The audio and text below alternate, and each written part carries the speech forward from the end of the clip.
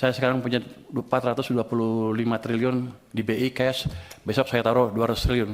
Saya termasuk yang percaya bahwa agen-agen ekonomi itu mempunyai otak sendiri. Daripada pemerintah nggak mungkin mengontrol semua agen ekonomi untuk berjalan.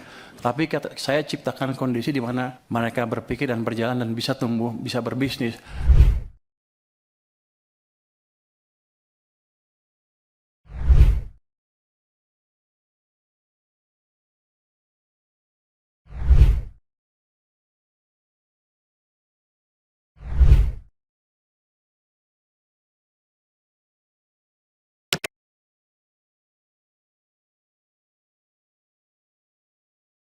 Neraca perdagangan surplus, defisit APBN terkendali dalam batas aman sebesar 2,78% PDB untuk Outlook 2025. Stok beras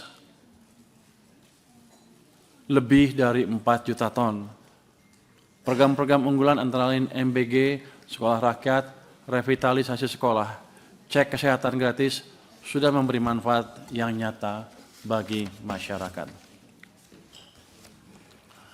Dengan mencermati dinamika perekonomian dan tantangan yang dihadapi, maka strategi ekonomi dan fiskal 2026 diarahkan untuk mendukung kedaulatan pangan, energi, dan ekonomi dalam rangka menuju Indonesia yang tangguh, mandiri, dan sejahtera.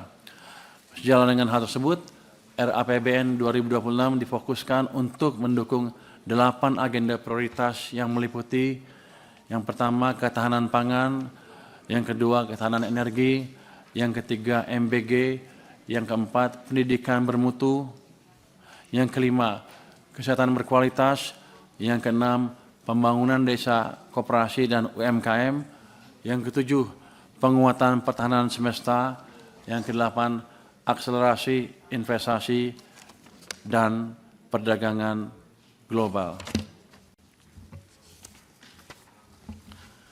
Sejalan dengan hal tersebut, agar APBN mampu merespon dinamika perekonomian dan menjawab tantangan serta mendukung agenda pembangunan, maka APBN akan terus dijaga agar tetap sehat dan berkelanjutan. Untuk itu, sejumlah strategi akan ditempuh. Yang pertama, kita akan meningkatkan belanja yang berkualitas dengan mendorong agar belanja berfokus pada 8 agenda prioritas tadi, efisien produktif dan sinergi sehingga dapat memberi manfaat yang nyata bagi masyarakat dan perekonomian.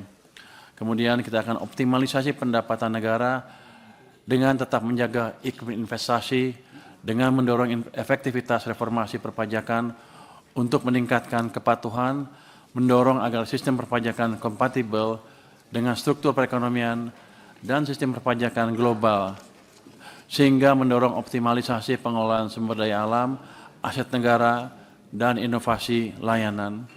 Strategi berikutnya adalah mendorong pembiayaan yang inovatif dan berkelanjutan. Hal ini ditempuh dengan mengendalikan utang dalam batas aman, mensinergikan peran Danantara untuk akselerasi investasi produktif, dan memanfaatkan sisa anggaran lebih atau SAL untuk mengantisipasi ketidakpastian, serta memperkuat koordinasi dan kolaborasi kebijakan fiskal, moneter, dan sektor keuangan dalam mendukung stabilitas ekonomi dan penciptaan lapangan kerja.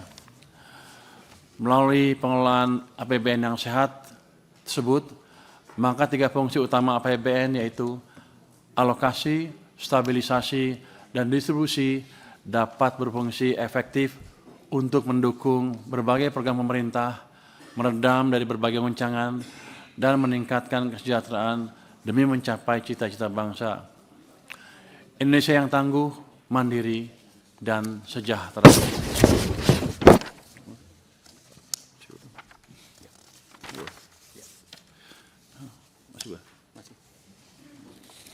Kementerian Keuangan berperan strategis dalam pengelolaan APBN agar tetap sehat dan berkelanjutan.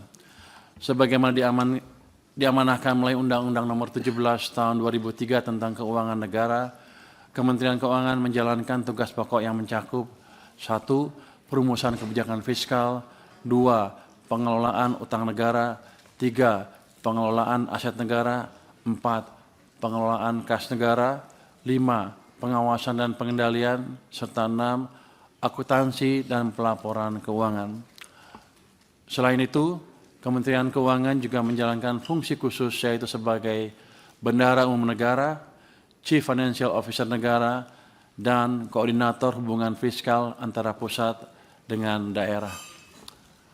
Seluruh pelaksanaan tugas tersebut tetap mengacu pada prinsip transparansi, akuntabilitas, value for money, dan prediktabilitas. Prinsip-prinsip ini menjadi landasan agar keuangan negara tetap kredibel dan dipercaya, sekaligus menjadi instrumen yang berkelanjutan dalam menjaga hubungan antara negara dengan rakyatnya. Dengan pelaksanaan tugas dan fungsi strategis tersebut secara optimal, Kementerian Keuangan optimis dapat berkontribusi dalam perekonomian nasional sehingga bisa mendorong pertumbuhan ekonomi yang berkelanjutan, kita bisa menjaga stabilitas ekonomi dan penyertaan fiskal jangka menengah dan panjang. Kemudian kita juga menciptakan efektivitas program pembangunan nasional dan juga ketahanan fiskal dalam menghadapi berbagai goncangan. Target-target yang disusun dalam RAPBN tahun anggaran 2026 yaitu 1. Target pendapatan negara pada RAPBN tahun 2026 ditetapkan sebesar Rp3.147,7 triliun. Sementara itu, belanja negara ditargetkan mencapai Rp3.786,5 triliun pada RAPBN tahun 2026. Adapun target pembiayaan pada RAPBN tahun 2026 adalah sebesar Rp638,8 triliun. Semua akan dikelola secara prudent dan di government side-nya sendiri, saya akan pastikan lagi tadi belanja-belanja yang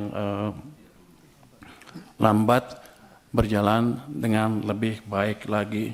Ada yang dikomplain katanya apa? MBG tadi ya. Penyerapan pajaknya rendah. Saya tanya sama teman-teman keuangan, gimana monitornya? Ya dia bilang bagus-bagus saja, tapi ternyata enggak, jelek. Loh, terus kita apain? Ya nggak tahu.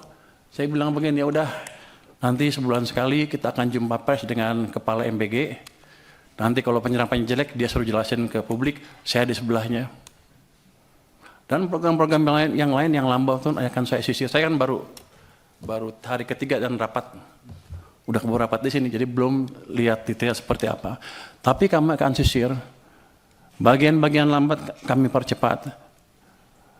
Caranya gimana? Ya, kalau mereka nggak bisa nyusun anggaran atau menyusun program kerjanya atau pengajuan anggarannya, kami akan kirim orang ke sana supaya jalannya cepat dan kita akan monitor on regular basis supaya anggaran yang banyak tadi, yang kalau lihat anggaran kan sama aja kan dari tahun ke tahun, gitu-gitu aja tuh nggak ada dampaknya, 5-5 aja, karena penyerapannya nggak dimonitor.